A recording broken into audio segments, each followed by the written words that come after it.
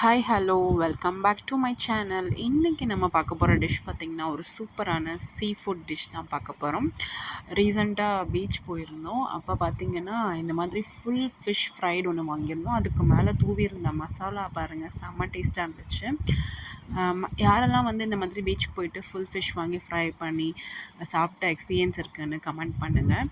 அந்த சில் சில் காற்றுக்கும் நல்லா வந்து சுட சுட மீன் வந்து அதில் வந்து லெமன் பிழிஞ்சு மேலே போடுற அந்த மசாலா ஃபுல்லாக வந்து கொஞ்சம் டேங்கியாகவும் ஸ்பைஸியாகவும் சூப்பராக இருந்துச்சு.